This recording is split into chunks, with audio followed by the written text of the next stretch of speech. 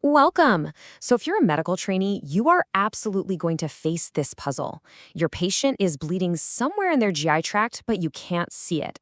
This is what we call occult GI bleeding.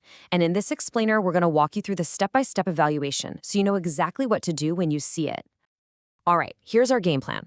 We'll kick things off with a basic definition, then get to the one question that pretty much dictates your entire workup. From there, we'll explore the two main diagnostic pathways, figure out what to do when the initial scopes come back negative, and then wrap it all up with some really important clinical pearls you won't want to forget. Okay, first things first. Before we can even think about starting down a diagnostic path, we have to have a rock-solid definition. Let's make sure we're all on the same page, because getting this right is the key to the entire workup. So the key word is right there in the name, occult, which means hidden. We're not talking about obvious, in-your-face bleeding. This is a diagnosis that kicks off with a clue from the lab, either a positive stool test or that discovery of iron deficiency anemia that tells you, hey, something's not right here. In this slide is all about a critical distinction. We're setting aside what we call overt bleeding for now. That's the visible stuff like throwing up blood or having black, tarry stools. That follows a whole different, much more urgent pathway. Our focus today is on occult bleeding, which is a real diagnostic challenge because it's invisible to everyone, including the patient. Okay, now we're at the most important decision point in the entire workup. You've got a positive fecal occult blood test in your hand. So, what do you do next? Everything that follows, every test you order, the urgency of it all hinges on the answer to this one single question. This is the critical fork in the road. And there it is. Does the patient have iron deficiency anemia? That's it. That's the whole question. The answer splits your patients into two completely different pathways. Why? Because anemia signals a much more significant, or maybe more chronic, blood loss. It automatically raises the stakes and tells you that the search for a source has got to be way more aggressive. So let's explore that first pathway. This is what you do for a patient who has a positive stool test, but, and this is the key, is not anemic. For this group, the main goal is to check out the colon, which is why a colonoscopy is the first and often the only step. An upper endoscopy, well, that's generally saved only for people who have specific upper GI symptoms, like heartburn or pain.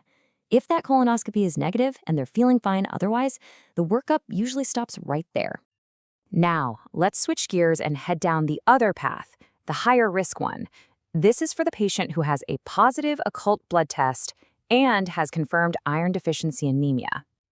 All right, the standard of care here is way more comprehensive. These patients need what we call a bidirectional evaluation. That means both an upper endoscopy and a colonoscopy. And it doesn't matter if they have symptoms or not. The anemia just raises the stakes that much higher, so the search has to be thorough. And if we don't see an obvious bleeding source, we're also going to biopsy for non-bleeding causes of anemia, like H. pylori or celiac disease. Now this right here, this is a clinical pearl you absolutely have to remember. You cannot let a lack of symptoms like heartburn or indigestion fool you. In a patient with anemia, the chances of finding a serious problem in the upper GI tract are just as high as finding one in the colon. Just consider this number for a second, 31%. A major meta-analysis found that nearly a third of patients with a positive stool test had significant lesions found on their upper endoscopy. This is not some rare problem. This is incredibly common. And this is the why. This chart tells the whole story. Anemia acts as a huge risk multiplier. Patients with anemia were over 4 times more likely to have a significant lesion found up top, and that includes things like cancer. This statistic right here is exactly why those two pathways are so different. Okay, so what do you do when you've done the laparoscope, you've done the colonoscopy, but you still haven't found a source for your patient's iron deficiency anemia? Well, the investigation is definitely not over. Right. When both the upper and lower scopes come back negative, the search moves to the middle. The focus now shifts to that huge area of the GI tract that our standard scopes just can't reach, the small bowel. Now, you do have a few options here, but the test of choice is usually the wireless capsule endoscopy, and it's exactly what it sounds like. The patient swallows a little pill-sized camera that takes thousands of pictures on its journey through the small bowel. It's an absolutely remarkable way to see that whole area non-invasively. Of course, other options like specialized CT or MRI scans are also in the toolbox for specific situations. All right, to wrap things up, let's go over a few high-yield clinical scenarios and common pitfalls. These are the things that will definitely pop up in practice and can trip you up if you're not ready for them. These are so crucial to remember. Never ever blame a positive test on aspirin or warfarin without doing a full workup. Don't just attribute bleeding to alcohol or even known diverticula, because you could miss a much more serious diagnosis, like cancer. And finally, while menstrual loss is a common cause of anemia in premenopausal women, you have to investigate for a GI source if the anemia seems way out of proportion or if there are any other red flags. So we'll leave you with this final critical thought. It's a really tempting shortcut, right?